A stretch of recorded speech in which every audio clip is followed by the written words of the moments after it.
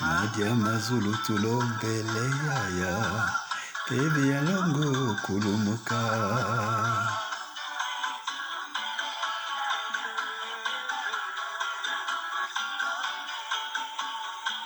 Tevi alongo tulombele kulumuna yaya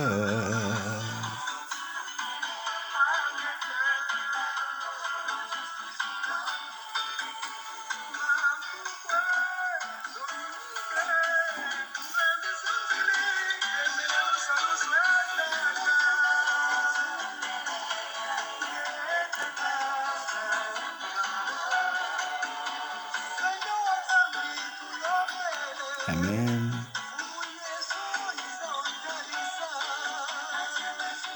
Ize.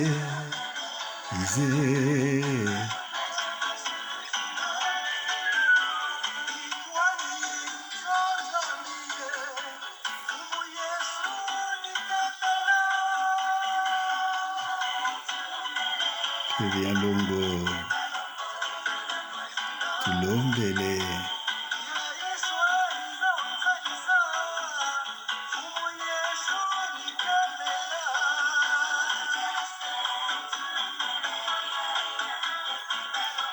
alongo tulombele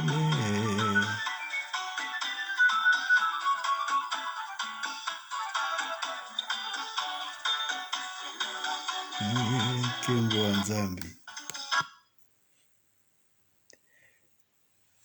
Bonjour, frères et sœurs. Je vous salue au nom de Jésus le Christ. Vous qui connaissez le Christ, soyez bénis. Et vous qui ne connaissez pas le Christ, je prie que le Seigneur lui-même vous visite et vous montre la grandeur et la joie d'aimer Dieu et d'être avec Dieu. Hier, une Française m'a appelé en me disant, vous savez, maître, j'ai beaucoup aimé que dans votre campagne, vous ayez mis Dieu devant et que vous ayez démystifié la politique qu'on croyait être une affaire d'un certain clan, de certaines personnes. Vous l'avez rendu à sa dimension humaine et vous l'avez rendu à celui qui en est le créateur. Et le créateur n'est nul autre que Dieu. Et on dit que nul n'est prophète chez soi, et souvent c'est à l'étranger qu'on est reconnu prophète. Et j'espère que maintenant ou plus tard, les Congolais reconnaîtront tout ce travail qui est fait.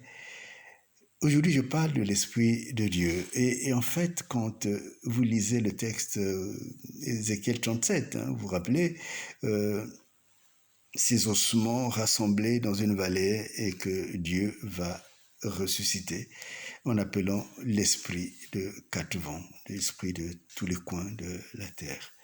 Et finalement, il y a eu un autre moment où Dieu décide de mettre son propre esprit à la place de l'esprit qui animait les personnes. Et ces personnes sont devenues des personnes humaines. Et alors, ces personnes ont pu agir et voir que Dieu a parlé et il a agi. Aujourd'hui, je voudrais que vous gardez ce texte en mémoire. Et j'y ajoute le chapitre 1 de Genèse au verset 7. L'Éternel Dieu forma l'homme de la poussière de la terre. Il souffla dans ses narines un souffle de vie et l'homme devint une âme vivante. Si vous voyez bien, le schéma est pratiquement le même.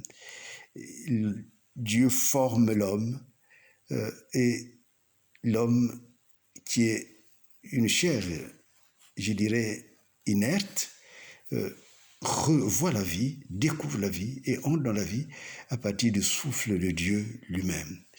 Et alors, juste un tout petit peu de théologie, dire qu'en fait, je pense qu'on peut parler dans la résurrection de deux dispensations. Il y a la dispensation qui construit l'homme dans tous ses organes, dans tout ce que l'homme peut avoir, et il y a la dispensation qui transmet l'Esprit de Dieu à la place de l'esprit de la construction qui a animé la personne humaine.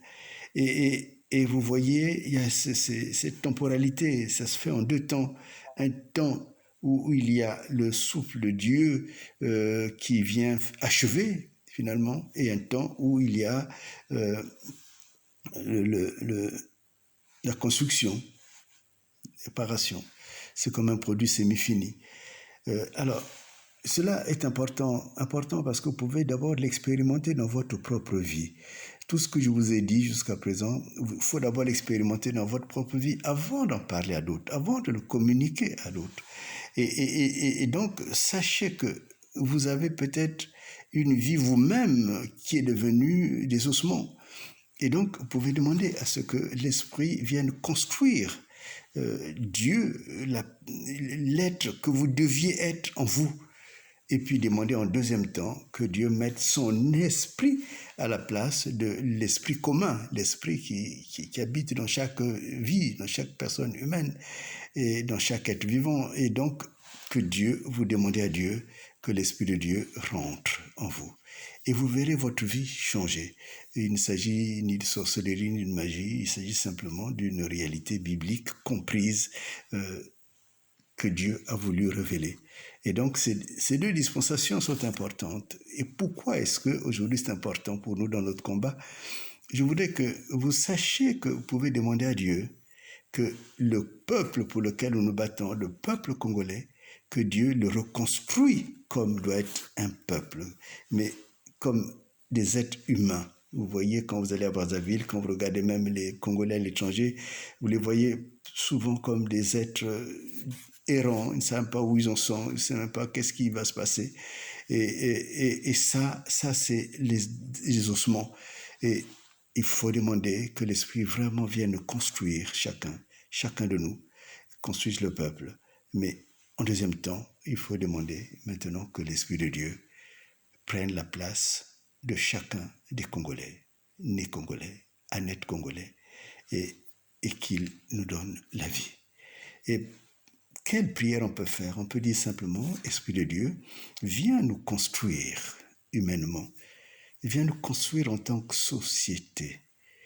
Et dire en deuxième temps, Seigneur notre Dieu, mets ton esprit à la place de l'esprit du Congo, des Congolais. Et nous verrons que ce que nous lisons dans Ézéchiel est également réalisable dans notre cas